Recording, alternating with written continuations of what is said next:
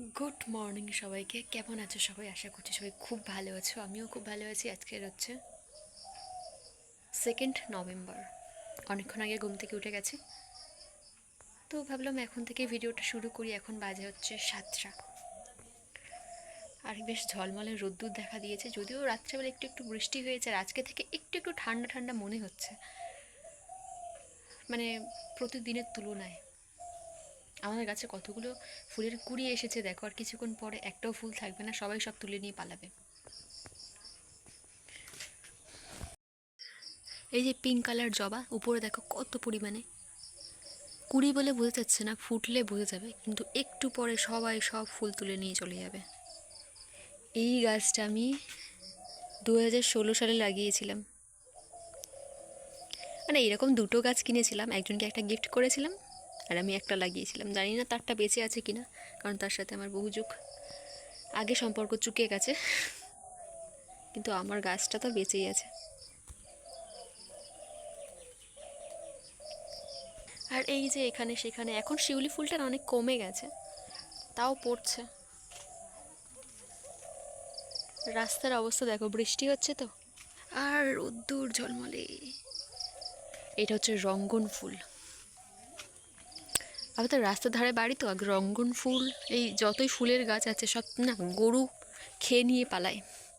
আর এই যে গাছটা দেখছো, এই গাছটা আমি অনেক ছোটোবেলায় লাগিয়েছিলাম, অনেক ছোটোবেলায়। মনে নেই তখন কোন ক্লাসে পড়ি, তখন গাছটা ওই জায়গাটায় ছিল। তারপর মা ডাল ভেঙে এখানে বসিয়েছে, এখানে হয়েছে। অলরেডি গাছ থেকে ফুল তুলে নিয়ে পালিয়েছে লোকে। দারুণ না ওয়েদারটা?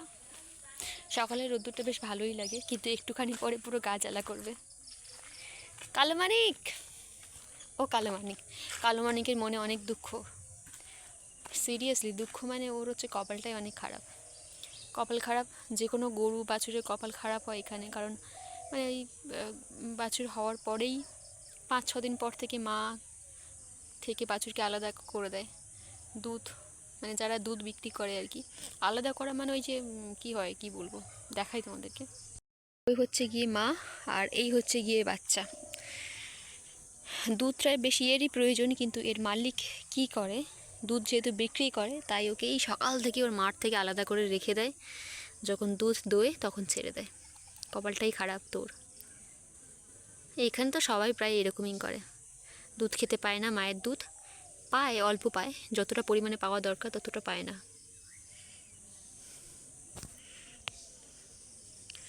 আর এত মাছি এখানে, মশা মাছি, তাও এই ঠান্ডা থেকে বেঁধে দিয়ে গেছে। এই দুটো হচ্ছে আমাদের বদমাইশ। লুকি মেরে মেরে কী দেখিস? এই দুটো হচ্ছে আমাদের মহাবাজি। আচ্ছা, তোমরা কি কেউ জানো এটা কি গাছ? যদি জেনে থাকো চিনে থাকো অবশ্যই কমেন্টে জানাতে ভুলো না। আর এটা আমাদের এখানে না টক ঢ্যাঁড়স বলে। ঢ্যাঁড়সের মতো তো হয় না, কিন্তু এই যে ছোট্ট ছোট্টগুলো দেখতে পাচ্ছ, এগুলো কিন্তু খায় রান্না করে। আর এই ফুলের যে কালারটা না, মানে এতটা সুন্দর, যদিও ফোনের ক্যামেরায় খুব একটা ভালো লাগছে না, কিন্তু বাস্তবে মানে খালি চোখে বেশ সুন্দর দেখতে লাগছে। তো আমি কয়েকটা ফুল তুলে নিয়েছি তোমাদের দেখানোর জন্য। আর দেখো, পুকুরে এত চিংড়ি মাছ হয়েছে, এটাকে আমাদের এখানে না পটকে চিংড়ি বলে, কিন্তু চিংড়ি মাছের সাথে সাথে প্রচুর এগুলো গেঁড়ি গুগলি বলে, তোমরা নিশ্চয়ই চেনো। তো ছাগল জল কাটালে না গেঁড়ি উঠে আসে, আর আমাদের পুকুরের পাশটা এতটা জঙ্গল যে সেখানে বেছে নেওয়া যায় না, তাই মা পুরো ঘরে নিয়ে চলে এসেছে।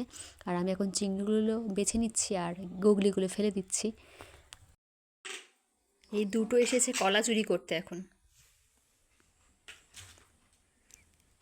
আরে একটা কলা নিয়ে পালায় এখানে ভয় ভয় খাওয়ার থেকে। আমি ফোনের ক্যামেরা অন করছি, বুঝতে পেরেছে। তোদের ভয় নেই? ভয় লাগছে না?